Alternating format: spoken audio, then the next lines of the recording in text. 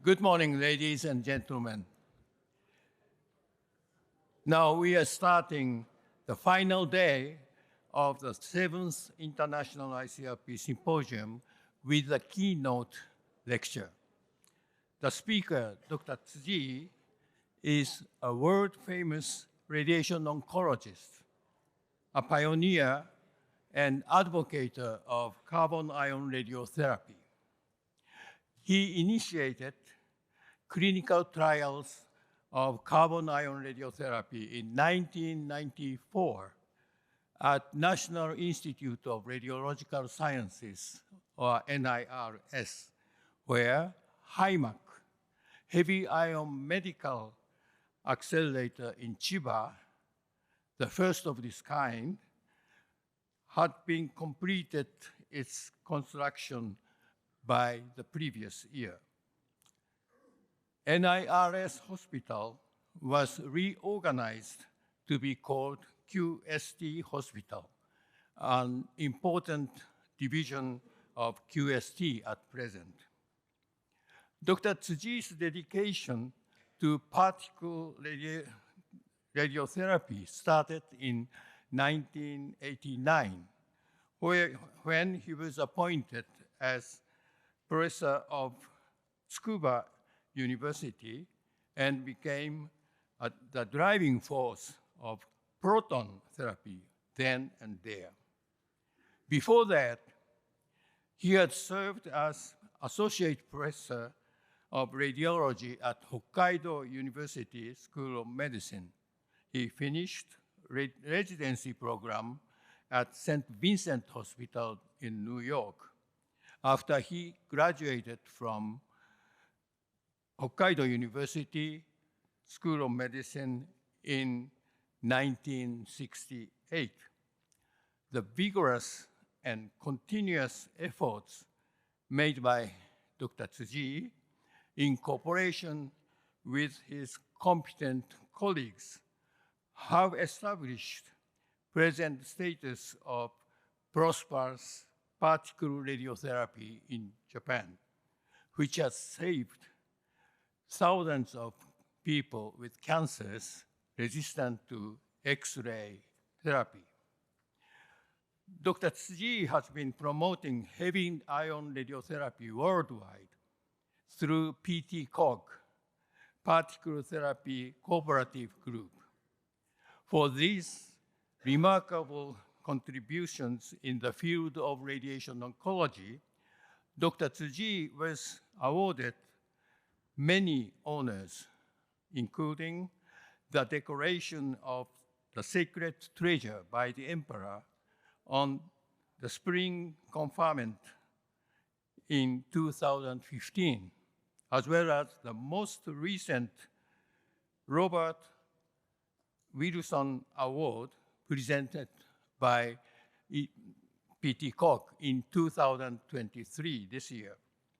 Now it is my great pleasure and honor to invite Professor Hirohiko Tsujii to give us a keynote lecture entitled Clinical Potential and Prospects for Carbon Ion Radiotherapy from Physical and Biological Properties. Tsujii sensei, お願いいたします。Now the floor is yours.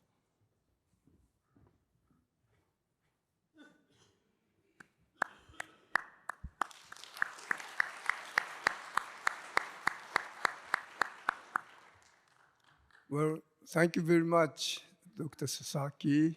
Kind introduction. It is my great pleasure and honor to have this opportunity. I would like to thank Dr. Yasumune and Dr.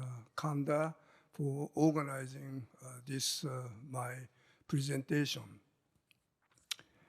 Today, I would like to present and discuss on mainly the carbon ion therapy, but will touch on other type of particle beam therapy. Well, this is my contents. Among various type of particle beam therapy, proton and carbon has been most widely distributed in the world, but I would say that the superiority of the particle therapy has not been well demonstrated, so I would like to discuss a little bit about what lessons obtained from the previous treatment and focus on later carbon therapy, including the biological and physical properties. And also, since this is the meeting in ICRP, so I would like to touch on the second cancer development and some safety aspect of this treatment. And then I would like to show you our clinical experience in the past and recent time. Well, let me just look at these diagrams showing the historical development of particle therapy. We have used these type of particles and all started in the United States. Now, how I was involved in this particle therapy, let me first show you my previous experience. My first experience in child particle therapy is the Pymeson therapy in United States, 1978, and later Switzerland in 1982. And then I moved to Tsukuba University where the proton beam therapy was performed. And then in 1994, I moved to NRLS. At that time, the fast neutron therapy was being performed. So I had, although it was a short period, I had the time to have some experience in fast neutron therapy. As you know, the very fast particle used for clinical application was fast neutron, and it started in 1938. Historical event in the field of radiation therapy is we have to emphasize the invention of X-ray CT. Only after X-ray CT, we can say that modern radiotherapy started. Now, let me first show you my experience and worldwide experience using the Pymeson. That was the particle which was predicted by Dr. Yukawa, by which he won Nobel Prize. The rationale behind this using Pymeson is it strikes the nucleus at the end and causes nuclear fission, and star is generated. You can see the star is like a Bragg peak. However, it is, in terms of cancer therapy, the beam was contaminated with muons, electrons, and neutrons. So the distribution was not so good as we expected. However, people were very interested in using Pymeson therapy because it has higher LET and supposed to be a good dose distribution. And historically, 3 institutes were using Pymeson therapy, including LAMP, Los Alamos facility, USA, Canada, and Switzerland. And you see the dose distribution can be generated by CT scan, which was just appeared in the clinical situation. Among the 3 institutes, the treatment method in PSI was very unique. The pion is supposed to be focused in one spot because it comes from 360 degrees. Therefore, patients should be moved in 3 dimensions. It's kind of a body moving scan. That is the prototype of the scanning beam. for this purpose, the patient is put in a kind of cylinder, and the whole cylinder is maroon in 3 dimensions. Well, unfortunately, Pymeson treatment was terminated. The result is shown here. Dose distribution, RBE, and tumor selection may not be appropriate or not so good as expected. Therefore, potential Pymeson was lower than expected in terms of dose distribution and biological effect. It should be the higher biological effect, but biological RB was in between 1.5 to 2.0. That was not high enough to show a fight against the radiation-resistant tumor. However, in the Pioneer Therapy project, new techniques were developed or improved with respect to CT planning, fixation method, and dynamic irradiation. I would say that one of the most important points is that many of the professionals who will be involved in particle therapy in the future grew up here. I would say I'm one of them. Now, let's move to the proton heavier particle. In 1954, first proton therapy was conducted for humans, followed by the extensive biological study. And 1975, clinical trial using the heavier ions started. Proton therapy was followed by Sweden and Russia, and most important institute is MGH using the Harvard Cyclotron Laboratory. Dr. Tsujii is called as the father of proton therapy in the United States. He started using CT scans. That was a very attractive point using the charged particle therapy. Only after using the CT scan, we appreciated the advantage of Bragg peak in the body. However, you can see the initial phase of the treatment, the candidate of the patient, tumor site was rather biased. You see eye melanoma and skull base tumor and some intracranial tumor were the major tumor site at the time. Subsequently, tumor of the body trunk, such as prostate cancer, mainly treated at Loma Linda University, and while lung, liver, lung, and esophagus cancer treated with Tsukuba University, because both of these facilities had a higher energy of proton. I was working in Tsukuba University together with Dr. Kitagawa, and we were mainly interested in the liver, esophagus, lung, so-called body trunk tumors. So in Western or United States, mainly focused on the treatment of initially the eye melanoma, skull base, and later prostate cancer. And in Japan, we have been mainly interested in body trunk tumors. Another point to emphasize is that in KK, using the booster synchrotron of KK, that was the first time to use the vertical proton beam. Okay, let me show you some kind of a memorable case. The first hepatocellular treatment, hepatocellular cancer successfully treated, and here is the tumor.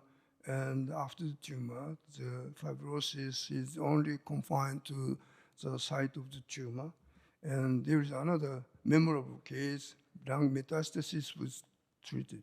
You see the nice proton path is demonstrated by fibrosis stop exactly at the point of tumor existed. So to be honest, it was the first time for me to believe in the existence of black pig. Only after this one, I was still wondering if this really could happen, but this shows. So seeing it truly believing. Now, this is also a very important year, 1990, when the world's first hospital-based proton therapy center started using the also world's first rotating gantry at Loma Linda University. Dr. Robert Wilson encouraged the construction of this facility and a very unique institute. Now, let me summarize why this could be in retrospect, but why has proton beam therapy spread widely? I would say that proton beam therapy owed much of its success to appropriate tumor selection by taking the full advantage of black pig. As I said, initially, mainly treated relatively rare cancer, which takes full advantage of black pig property, and then expand the candidate to include common cancer. And it is also important to show that many technology has been developed. So we can say that for any type of radiotherapy to be successful, the selection of eligible tumor is very important. Actually, this has been already demonstrated by fast neutron therapy and pi meson therapy.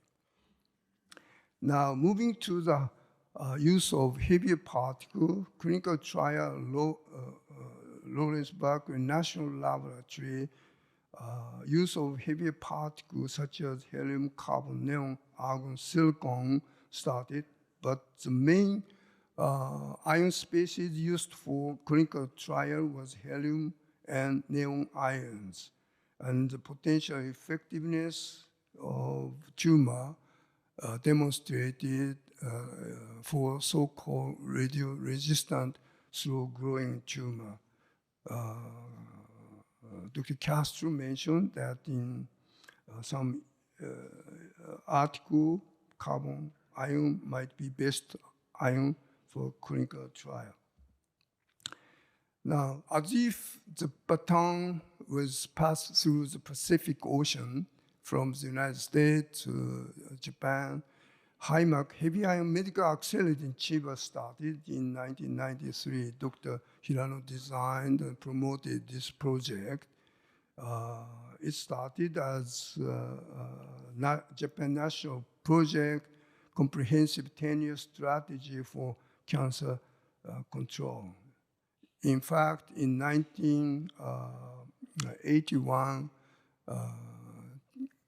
in Japan, cancer became the leading cause of death. Proud of this HIMAC is that it has been open to both domestic and overseas researchers for biological physical study together with the cancer therapy. Left side is the initial HIMAC, and 2011, the new research building was added to develop 3D scanning and rotating gantry. I hope you can see how it read. This is the human letters. It read HIMAC. I like this picture. I can hear the people cheering the start of HIMAC. And in 1993, HIMAC completed, and next year, clinical study started. A new building completed 2011, including rotating gantry and green walls, and the people related to this project had a good design award. This is a rotating gantry, world's second gantry, but it was lighter. Initial one, Heidelberg, was 600 tons, but here it is 300 tons. Here you see the treatment room. We started to use the scanning beam using the range shifter to adjust the depth of penetration by range shifter, and then move to hybrid, third one, combined with range shifter and energy modulation. And the middle, this is the current way of scanning method. Depth is mainly adjusted by the accelerator.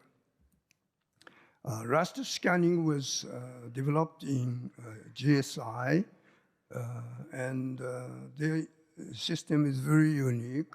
The PET camera above and below the ionization chamber was placed over the patient to trace where the beam is stopped. That project was succeeded by Heidelberg, where the world first heavy ion gantry was developed. It was very huge, 600 tons, but this was very unique facility using both the carbon and proton, where the so-called radio-resistant tumor has been treated. Now, with the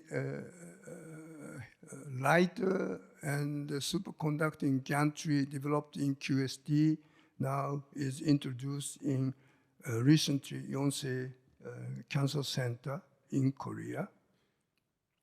And then, before the Yonsei, a very compact facility was installed in Yamagata University using the superconducting rotating gantry, which was developed by QST.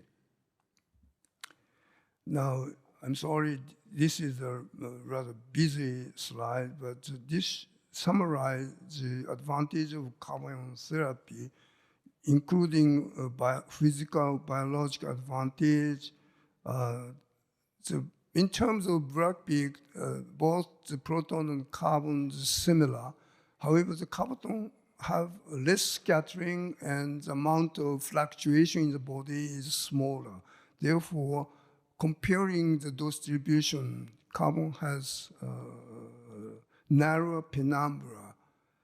And with higher, in addition to that, we can appreciate to have the advantage of superior biological effectiveness. So from the clinical standpoint, it has more conformity, which results in reduced toxicity. And because of high-energy radiation, we can expect to have efficacy against radio-resistant tumors. And biologically and clinically, hypofractionated radiotherapy is more feasible. And at the beginning, the risk of secondary or second cancer could be high after high-energy radiation, but in reality, it wasn't so. And potential enhanced immune response has been extensively studied. This is a typical dose distribution carbon ion therapy. Advantage of carbon ion therapy is that the LET or RBE increases with depth. So the tumor which is treated with peak region has physically high dose, but also biological high dose can be given, while the proximal part of show the physically lower and biological lower dose.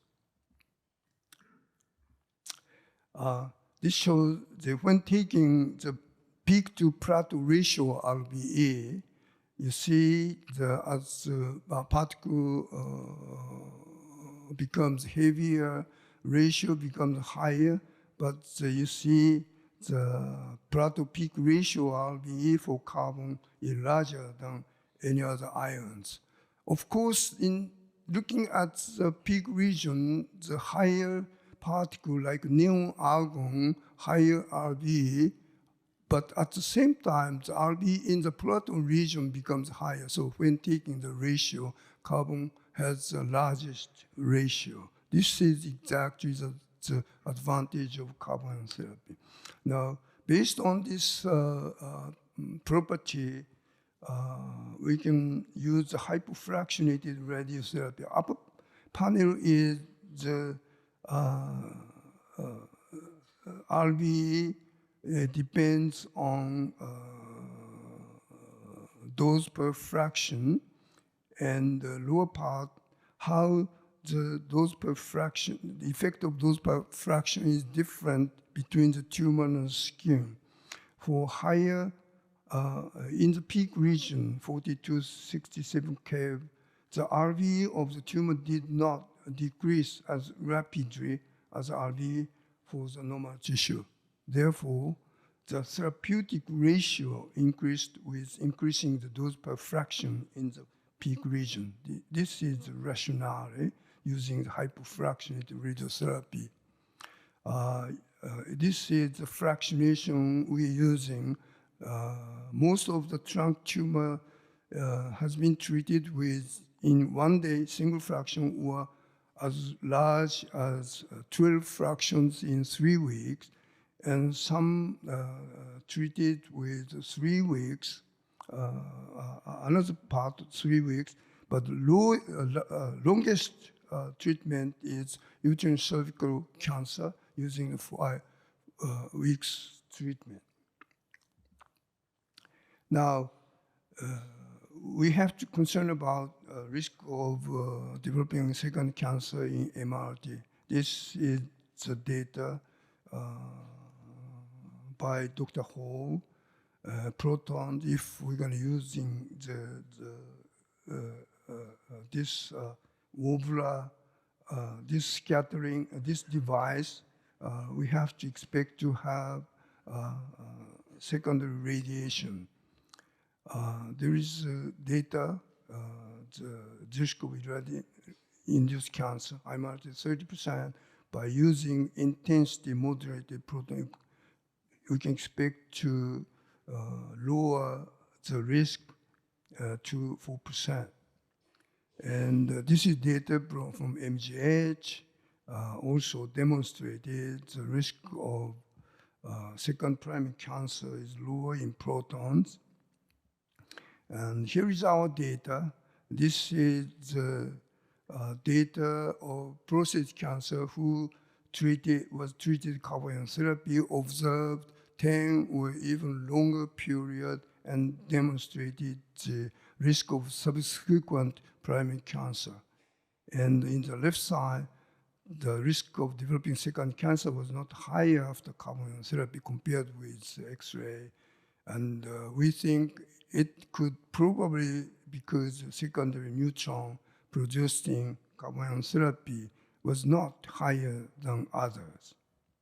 And the right side, it was the same result when observed among the general population with the same age group. Now, regarding the neutron or other radiation during the treatment, Dr. Yunai demonstrated a very good result. You can see in broad beam, proton and carbon compared. The carbon has the lower neutron, but the scanning beam, both situations improved dramatically. So from the current time, from this data, we decided to develop the scanning beam. Secondary neutron dose is demonstrated in both brain tumor and prostate cancer simulation.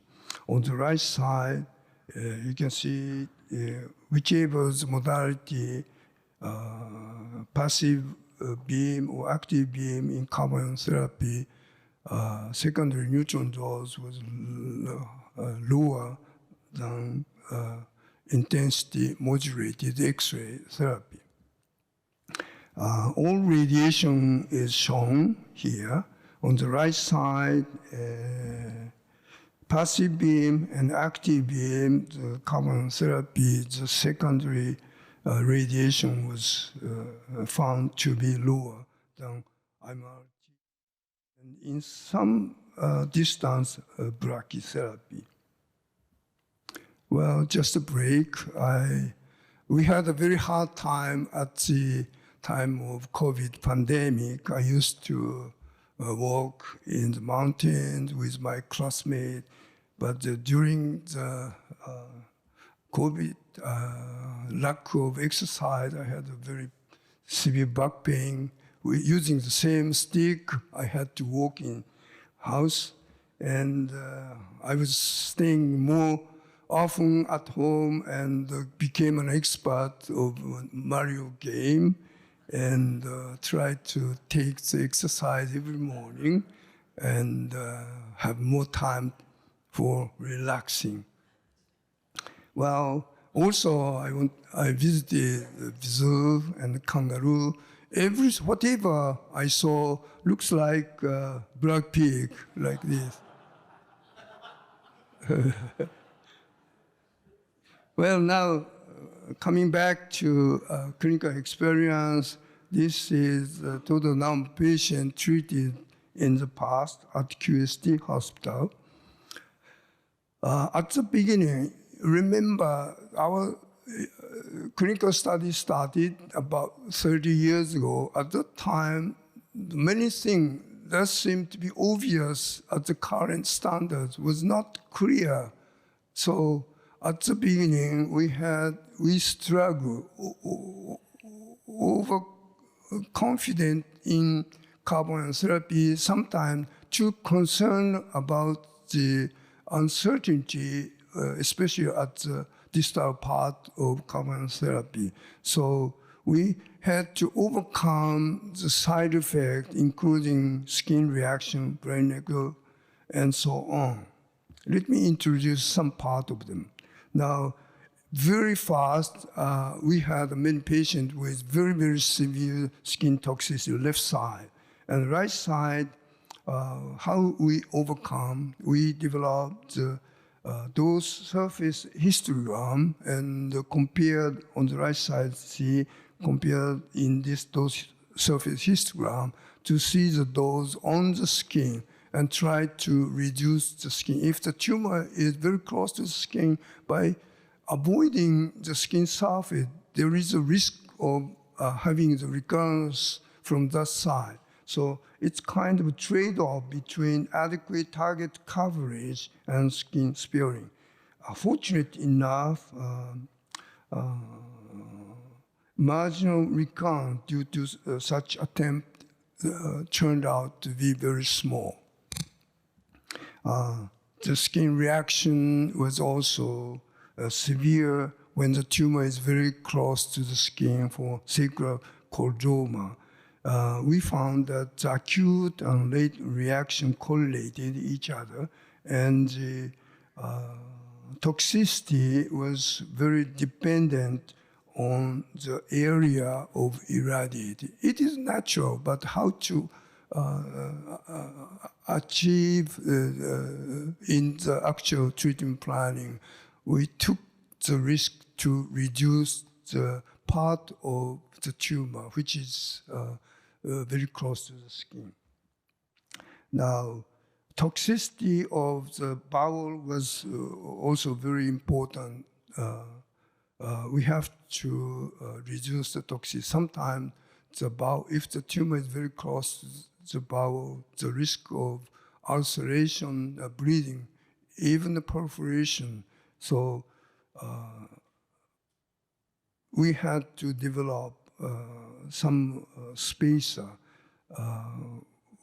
We used some kind of balloon introduced between the intestine and the skin, but Gore-Tex material, which is material used for tent or the wares, you see, can be separate the intestine and the tumor here.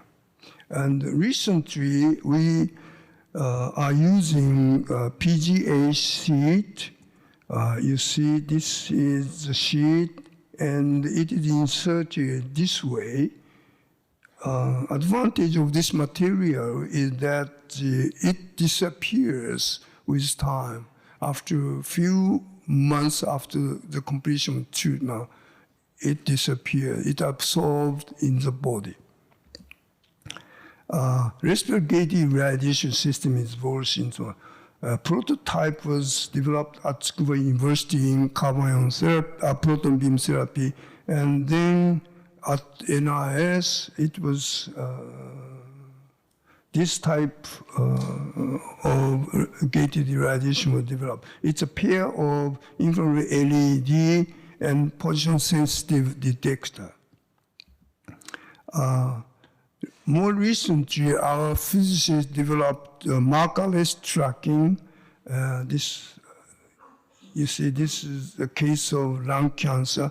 When it comes to the position of irradiation determined by treatment planning, the beam becomes on.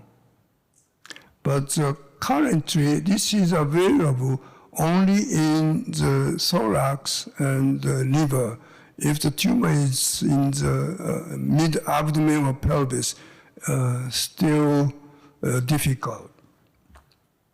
In order to use the scanning beam in moving target, we have to develop the high-speed beam. With this trial, 100 times of high speed realized, and then simulation in order to put the homogeneous distribution, we have to develop how to give the beam left side non-gated irradiation homogeneity is not good. With one gated irradiation, distribution becomes better, but when gated irradiation with 6 to 8 times of rescanning, satisfactory distribution, homogeneous distribution within the moving target obtained. Biological model was very important to develop, and so far there are 2 models, LEM and MKM. LEM, local effect model developed in Germany. Main difference is the size of the calculation domain, subvolume is different. German model is started to use 1 nanometer, where our MKM 1 micrometer, and there is some difference. For MKM model, calculated and measured values were in exact agreement. Based on this successful result, we decided to use the MKM model for the scanning beam, succeeded scanning beam treatment in Japan. We have to be careful about the RV definition. It turned out for higher energy ion, there is a tendency for RVE to be overestimated by LEM compared to MKM model. Red is the LEM developed by Germany, and white MKM developed in NIS. So when you look at the dose, you should be careful which model is used. But anyhow, This is not a matter of which is better, but we have to know this fact when referring the dose. Now, heavy ion therapy has been used this way. There is no facility in the United States except Mayo Clinic in Florida is building the facility. So far, 16 facility, majority of facility concentrated in the Asian country. Now, Japan recently let me introduce our effort to provide evidence. We agree in order to have an approval of child particle therapy under the National Health Insurance, we have to submit some evidence, clinical evidence that has a superiority over other type of tumor. For that purpose, proton and carbon ion group people agree to work together to demonstrate some clinical evidence to the government. And fortunate enough, we had this type of tumor approved in national insurance. Number one, first, bone and soft tissue sarcoma was approved, and then head and neck cancer, and then recently other tumor site approved in national insurance. Second, tumor group waiting for getting approval, hopefully next year or even later. Let me show you some clinical data quickly.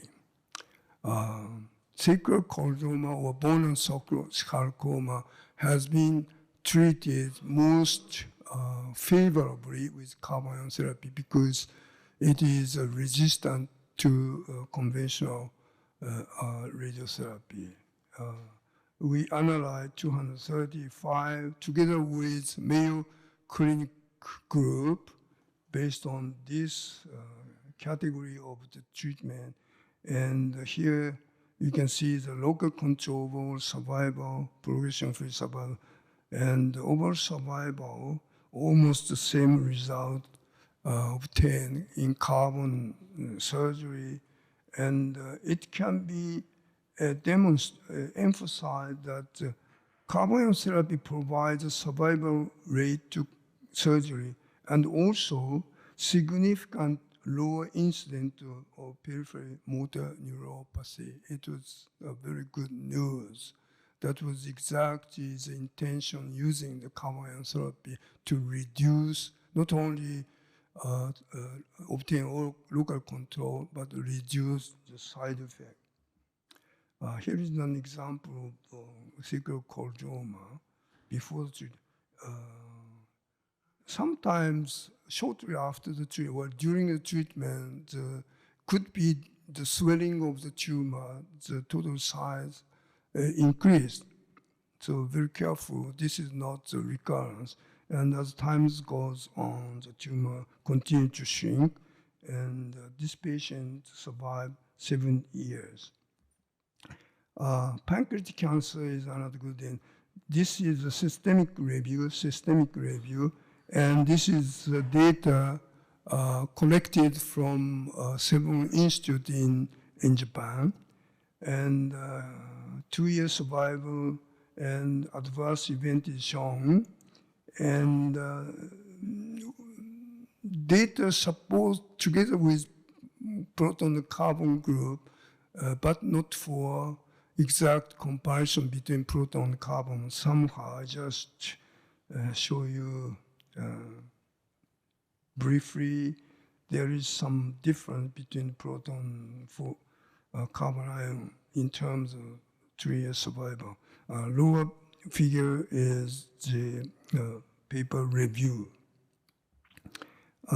Local advanced pancreatic cancer has been extensively treated with carbon ion therapy. This is the patient unresectable, and you see disappearance of the tumor.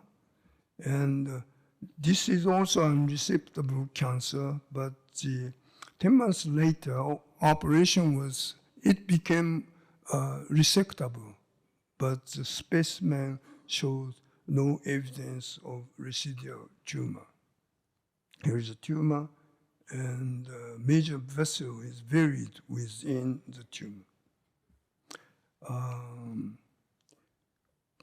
Post-operative local recurrent rectal cancer was also compared with other X-ray therapy.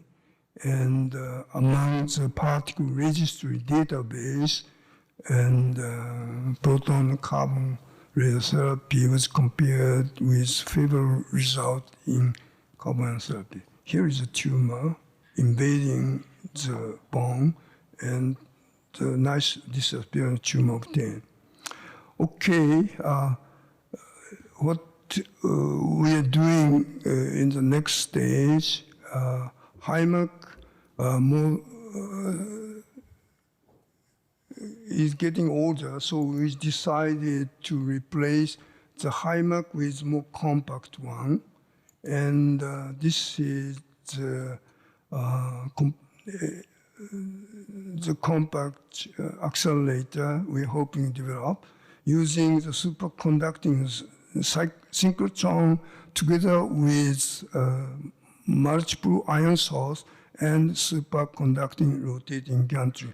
This is under construction, and March LET irradiation is planned, and like this.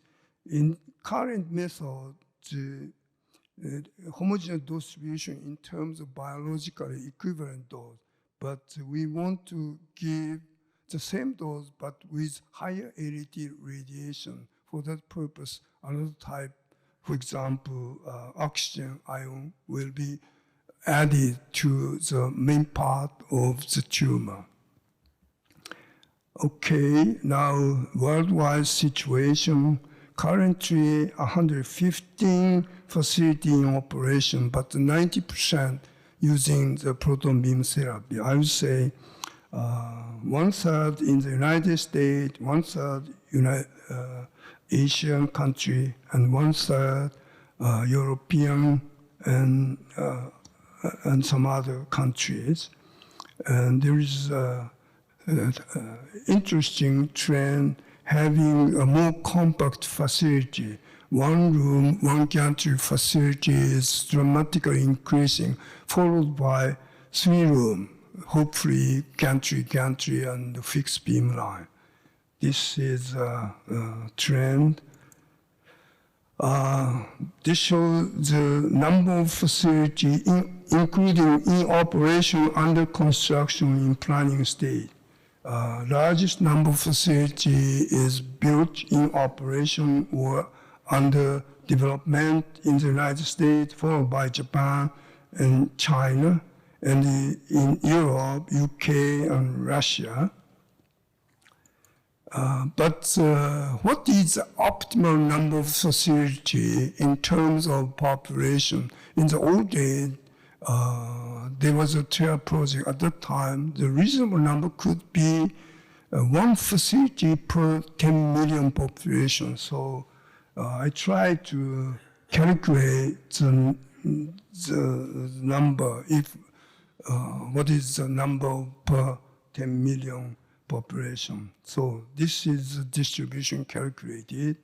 United States has the largest number of facilities, but when calculated as the number per 10 million population, it comes down here.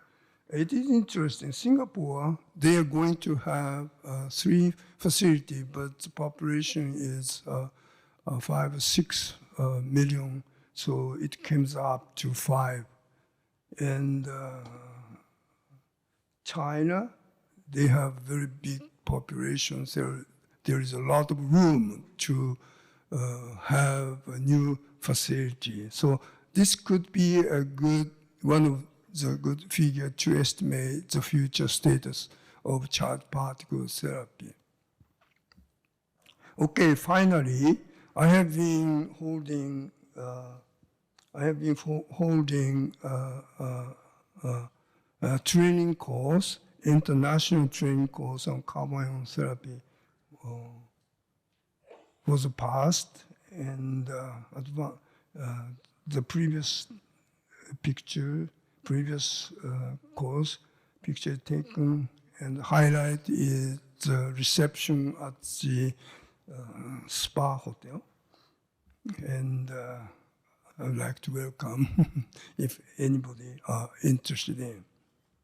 Okay, this is the summary. In order to establish more intensive and less toxic charged particle therapy, we need more compact and less expensive accelerator and development of more innovative technology as well as clinical experiment to destroy more widespread use of charged particle therapy.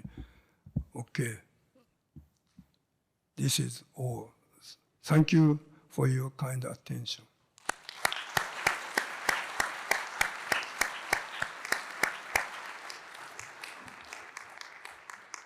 Thank you, Dr. Tsujii. We have 8 minutes left for discussion. Are there any comments, questions to ask Dr. Tsujii? Please.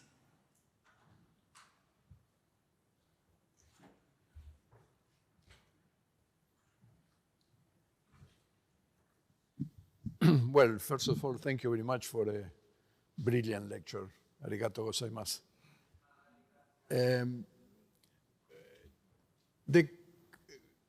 There was always a problem with carbon therapy that was the cost. And you mentioned that only in your last slide.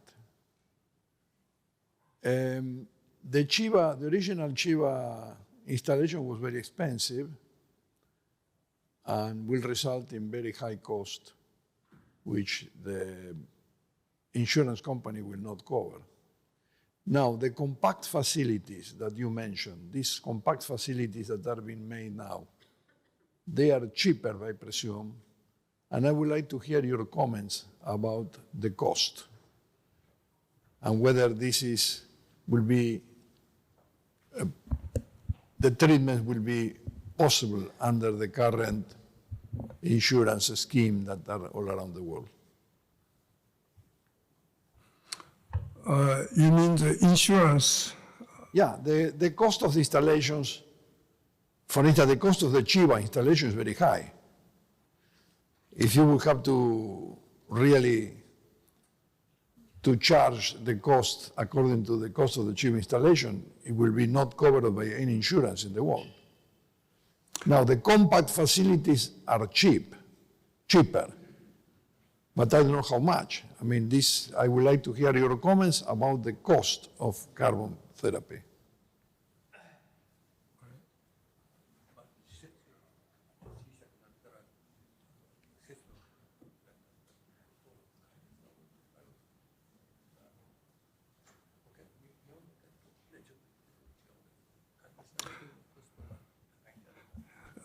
Yes, that was also our concern about charging the patient. What is the optimal way charging to the patient? And initially, we tried to charge the patient per fractions.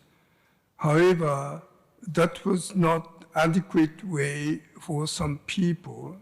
So having a discussion from the clinical side and the authority in the government, and we decided to charge the treatment for whole treatment.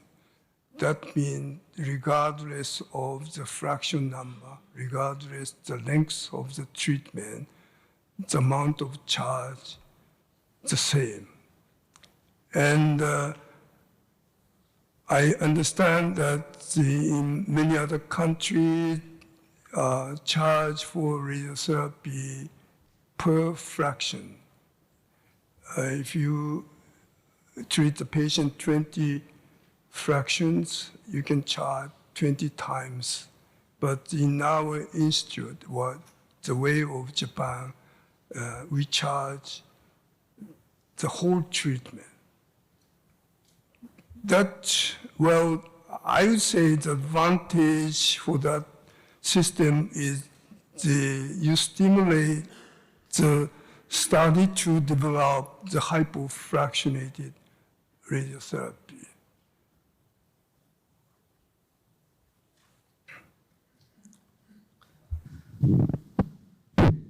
Well, again, thank you very much for your brilliant presentation.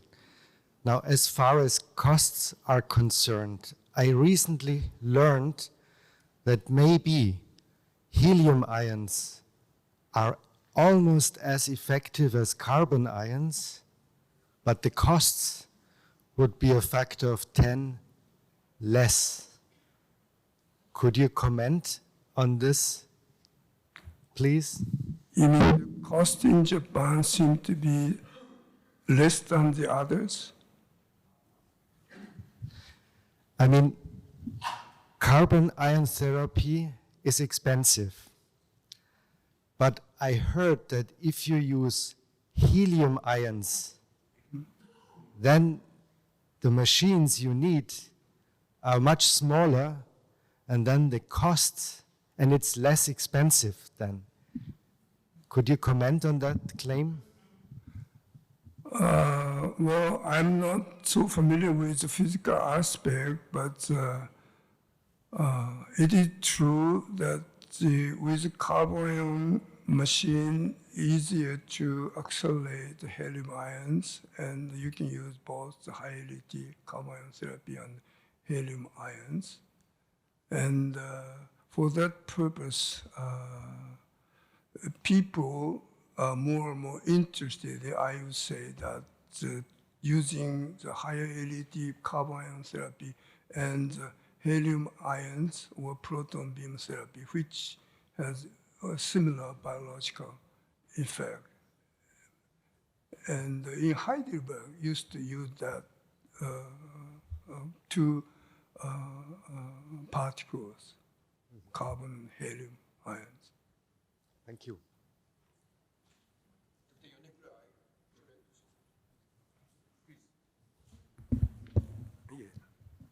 私知らないんで、ヘリウムイオンを使ったら、効果あるのに10分の1。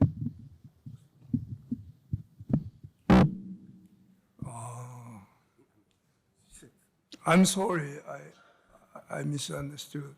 Yes,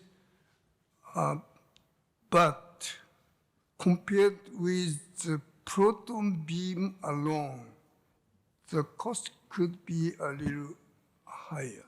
But of course, compared with carbon ion therapy machine, cost for accelerating helium ion may be a little lower, but not as low as pure proton beam therapy. Helium, yes. Helium alone may be a little cheaper by carbon, but not as low as proton beam machine itself. Well, we can receive just one more question. Please go ahead. Thank you very much for the very nice talk. I want to ask about the gantry. I think gantry is very nice, 360 degree, and the patient is easy to be treated. I thought because of the introduction of the gantry, I think your number of people to be operated by this method increases, but your number of patients is just kept same, even you introduce the gantry. Can you tell about that? Well, yes. Well, the number of the patient depends on the requirement in the society, and also the capacity of the patient number we can accept. In terms of the capacity, the machine has a lot of more capability to treat more. But in our institute, we have our institute in the hospital and also research should be proceeded. And so total number of staff is limited. But in terms of the capacity to treat, how many patients can be treated with rotating gantry, it should be I see. more. So that means you can really accept much more patients. Yes, That sure, would be yes. nice. Yeah. Thank you very much. Right.